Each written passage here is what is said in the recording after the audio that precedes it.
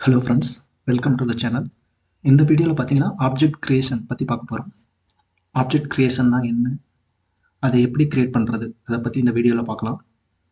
So first object கிரியேஷன்னா என்ன அப்படின்னு பார்ப்போம். ஃபஸ்ட்டு ஜாவாவை பொறுத்த வரைக்கும் ஜாவா வந்து ஒரு ஆப்ஜெக்ட் ஓரியன்ட் ப்ரோக்ராமிங் லாங்குவேஜ் ஓகேங்களா. ஜாவா வந்து ஆப்ஜெக்ட் ஓரியன்ட் ப்ரோக்ராமிங் லாங்குவேஜ். இங்கே வந்து எல்லாமே associated with classes and object ஓகேங்களா. ஜாவாவில் எல்லாமே associated with classes and object.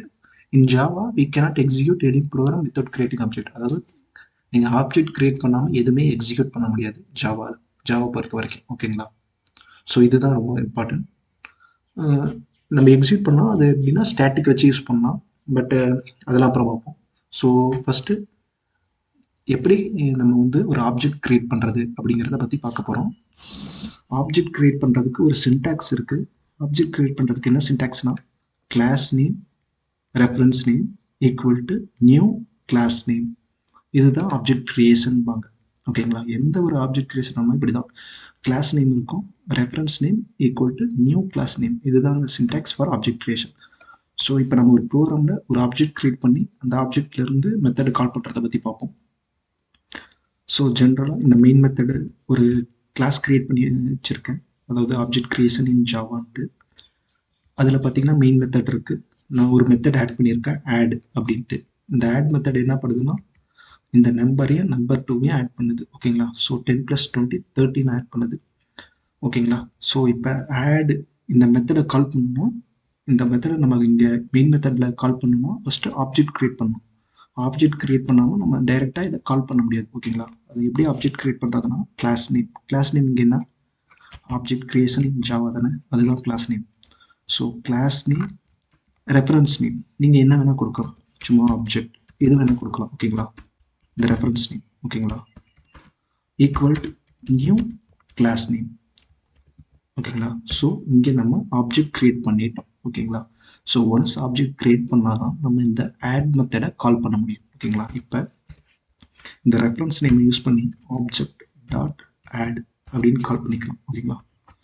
So இவ்வளோதான் ஃப்ரெண்ட்ஸ். இப்படி தான் நம்ம வந்து ஒரு ஆப்ஜெக்ட் கிரியேட் பண்ணுறது ஜாவாவை. ஆப்ஜெக்ட் கிரியேட் பண்ணுறதுனா எதுக்கு என்னன்னா, class name reference name equal to new class name. So once நீ ஆப்ஜெக்ட் கிரியேட் பண்ணிங்கன்னா தான் அதுக்குள்ளே இருக்க எல்லாத்தையும் நீங்கள் யூஸ் பண்ண முடியும். மெத்தட்ஸாக இருக்கட்டும், இந்த வேரியபிள்ஸாக இருக்கட்டும், எதை யூஸ் பண்ணாலுமே நீங்கள் ஃபஸ்ட்டு ஆப்ஜெக்ட் கிரியேட் பண்ணணும். நான் இதை கமெண்ட் பண்ணுறேன்.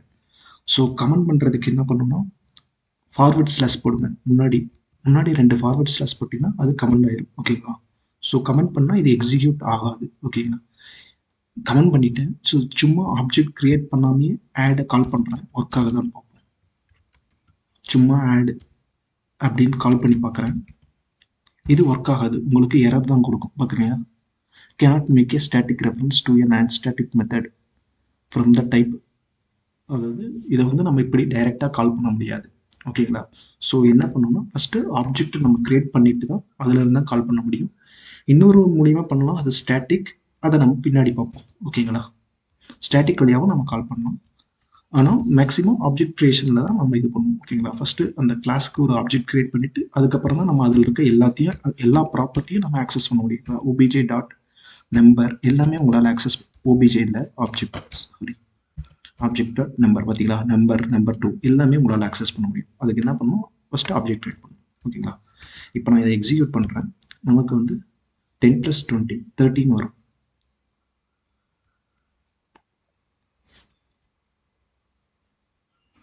அவுட்புட்டில் 30 வந்துருச்சா. இவ்வளோதான் ஃப்ரெண்ட்ஸ், இப்படி தான் பண்ணணும். இங்கே நான் சும்மா ஒரு மெத்தட் கிரியேட் பண்ணியிருக்கேன். மெத்தட்ஸை பற்றி நான் போன கிளாஸில் சொல்லியிருக்கேன். ஸோ அதை பார்க்காதவங்க போய் மெத்தட்ஸ்னா என்ன, வேரியபிள்ஸ்னா என்ன எல்லாம் பாருங்கள்.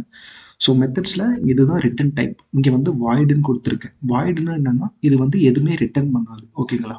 வேறு ஏதாவது நம்ம இன்ட்டு ஃப்ளோட் எது கொடுத்தாலுமே அதை நம்ம ரிட்டர்ன் பண்ணணும். இங்கே வாய்டுனா நம்ம எதுவுமே ரிட்டர்ன் பண்ண தேவையில்ல, ஜஸ்ட்டு இதுக்குள்ளே போயிட்டு இந்த வேல்யூவை பிரிண்ட் பண்ணால் மட்டும் போதும். ஸோ அதனால் நான் ஜஸ்ட் வாய்டு கொடுத்துருக்கேன் ஓகேங்களா. இதுவுமே ஒரு ரிட்டர்ன் டைப் தான் ஓகேங்களா. வாய்டுனா எதுவுமே ரிட்டர்ன் பண்ணாது. ஓகே ஃப்ரெண்ட்ஸ், அவ்வளோதான் இந்த வீடியோவுக்கு. நெக்ஸ்ட் வீடியோவில் இன்னொரு கான்செப்டோட வரேன். தேங்க்யூ ஃபார் வாட்சிங் திஸ் வீடியோ.